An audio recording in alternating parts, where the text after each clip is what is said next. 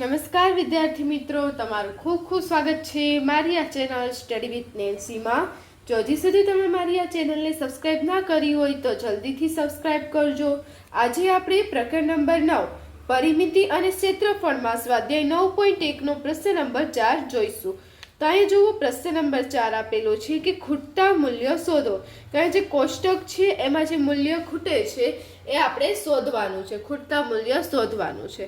તો અહીંયા જો આધાર આપેલું છે, ઊંચાઈ આપેલું છે અને ત્રિકોણનું ક્ષેત્રફળ. એટલે આપણે ત્રિકોણનું ક્ષેત્રફળનું સૂત્ર વાપરીને આ જે ઊંચાઈ છે, પહેલામાં ઊંચાઈ શોધવાની છે, બીજામાં આધાર અને ત્રીજામાં પાછી ઊંચાઈ શોધવાની છે. તો જો એમાં પહેલું એ જોઈએ તો એમાં આપણને આધાર કેટલો આપેલો છે? આધાર બરાબર આધારને આપણે શું કહીએ છીએ?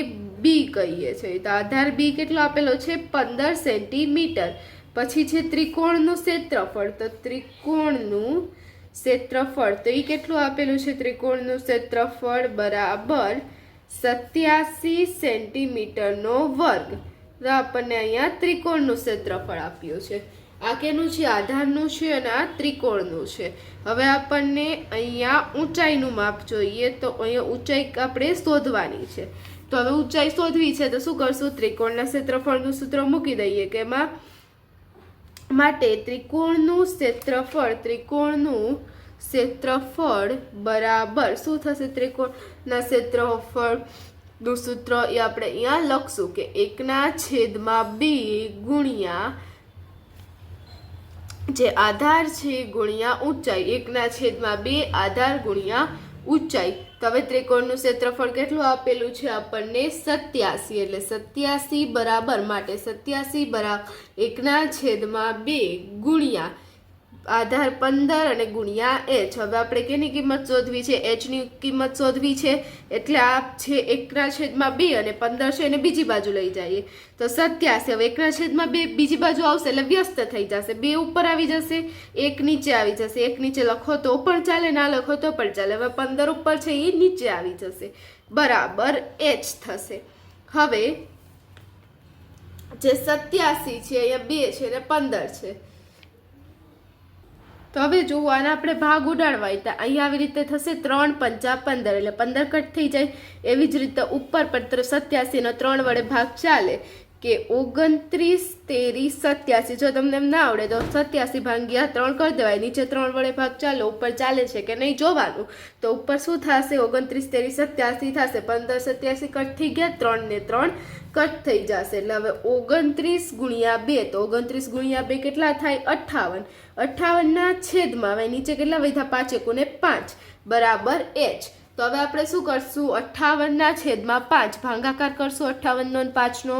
તો 5 ભાગ્યા 58. 5 એકુ 5, 0 ઉપરથી આવ્યો 8, પાછું 5 એકુ 5, 3 વધ્યા, ઉપર પોઈન્ટ લગાડીએ એટલે એમાં 0 આવશે. 5 6 ને 30, 5 6 30 એટલે કેટલા આવશે? 0 0. અને આપણો જવાબ કેટલો આવશે? 11.6 સેન્ટીમીટર. માટે 11.6 સેન્ટીમીટર બરાબર h. આપણને ઊંચાઈ કેટલી મળી?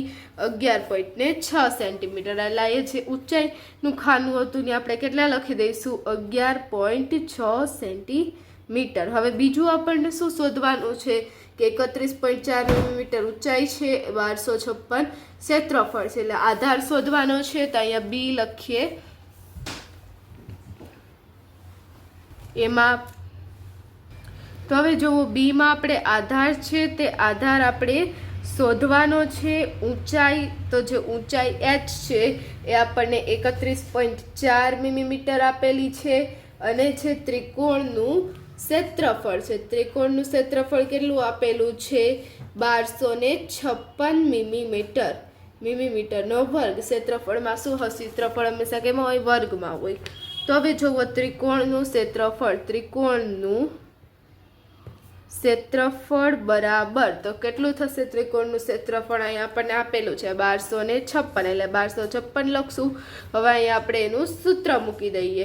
શું થશે? ત્રિકોણના ક્ષેત્રફળનું સૂત્ર એ માટે 1/2 ગુણ્યા બી ગુણ્યા h બરાબર કેટલા થાય? 1256. માટે 1/2 બી કેટલું આપણે શોધવાનું છે, આપેલું નથી. જે h ઊંચાઈ છે એ આપેલી છે કે 331.4 તો હવે છે 31.4 છે અને આપણે આમ લખી શકીએ કે 314/10 લખી શકીએ. હવે બી અને 314 નો ભાગ ચાલશે કે 157 ગુણ્યા 2 એટલે કેટલા થાય 314 એટલે આપણે શું આવશે 157 1200 બરાબર 1256 માટે હવે બી બરાબર તો આપણે બી શોધવું છે એટલે એકનું તો કઈ મૂલ્ય ના હોય બી એકું 2 એટલે બી આવી જશે. હવે 157 ને 10 ને બીજી બાજુ લઈ જશું એટલે શું થઈ જશે 1256. હવે 157 ઉપર હતા એટલે નીચે આવશે અને જે નીચે 10 હતા એ ઉપર ગુણાકારમાં થશે એટલે 157 અને 1256. તો હવે જે 157 ગુણ્યા 8 એટલે 157 8 1256 થાય એટલે 1256 કટ થઈ જશે 157 કટ થઈ જશે માટે બી બરાબર એટલે શું થશે 8 ગુણ્યા 10 એટલે કેટલા થાય 80 મિલીમીટર એટલે બી ની આપણને કેટલી કિંમત મળશે 80 મિલીમીટર એટલે ઉપર આપણે કેટલા લખી દઈશું બી ની જગ્યાએ આધારની જગ્યાએ 80 મિલીમીટર. હવે એના પછી સી આપેલું છે એમાં તમે જોશો કે 22 સેન્ટીમીટર આધાર છે, ઊંચાઈ શોધવાની છે, ત્રિકોણનું ક્ષેત્રફળ છે 170.5 સેન્ટીમીટરનો વર્ગ. તો અહીંયા જોવું આપણે સી લખીએ કે એમાં સીમાં આધાર છે 22 આધાર બરાબર 22 સેન્ટીમીટર. પછી ઊંચાઈ આપણે શોધવાની છે ઊંચાઈ બરાબર ક્વેશ્ચન માર્ક અને છે ત્રિકોણનું ક્ષેત્રફળ છે ત્રિકોણનું ક્ષેત્રફળ આપણને કેટલું આપેલું છે 170.5 સેન્ટીમીટરનો વર્ગ તો હવે તમે આમાં જોશો કે ત્રિકોણનું ક્ષેત્રફળ તો અહીંયા આપણે જોવો ત્રિકોણનું ક્ષેત્રફળ તો ત્રિકોણના ક્ષેત્રફળનું સૂત્ર શું થશે ત્રિકોણનું ક્ષેત્રફળ બરાબર 170.5 સેમી આપણને આપેલો છે સેમીનો વર્ગ. હવે એનું સૂત્ર લખી દઈએ 1/2 ગુણ્યા પાયો ગુણ્યા ઊંચાઈ બરાબર 170.5 સેન્ટીમીટરનો વર્ગ.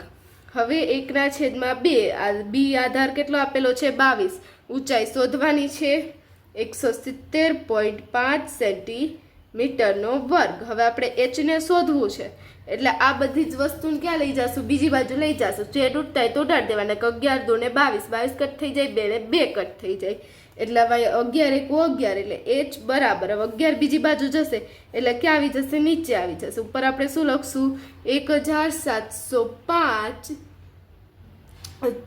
ના છેદમાં એ તમે આમ લખી શકો ના છેદમાં 10 ના લખો તો પણ ચાલે સીધો 1170.5 ભાગ્યા 11 કરો તો પણ ચાલે ને આમ 1705 ભાગ્યા 11 કરી પણ 1 પોઈન્ટ લગાડી દો તો પણ ચાલે. તો જોવું આપણે અહીંયા સાઈડમાં ભાગાકાર કરીએ કે 11 1705 તો 11 1 11 હવે 17 માંથી 11 થાય 6 ઉપરથી આવ્યો 0 11 5 55 કેટલા વધશે 5 વધશે ઉપરથી આવ્યો 5 એટલે 11 5 55 એટલે કેટલા આવશે 155. આપણો એચ બરાબર શું આવશે 155 પર છેદમાં 10 છે આપણે લખવાના એટલે છેદમાં 10 છે એટલે એક સંખ્યાની આપણે પોઈન્ટ કાપશું એક સંખ્યા પછી પોઈન્ટ કાપશું એટલે 15.5 થશે એટલે 15.5 સેન્ટીમીટર.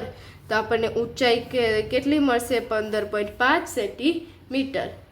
તો જોવો અહીંયા આપણે કોષ્ટકમાં જવાબ લખશું 15.5 સેન્ટીમીટર. તો અહીંયા જોવો આપણો જે પ્રશ્ન નંબર 4 હતો તે પૂર્ણ થાય છે. જો તમને વિડીયો પસંદ આવ્યો હોય તો લાઈક શેર સબસ્ક્રાઈબ કરજો. જો હજી સુધી તમે મારી આ ચેનલને સબસ્ક્રાઈબ ના કરી હોય તો જલ્દીથી સબસ્ક્રાઈબ કરજો જેથી તમને મારા બધા જ વિડીયો સૌથી પહેલાં મળી રહે. Thanks for watching.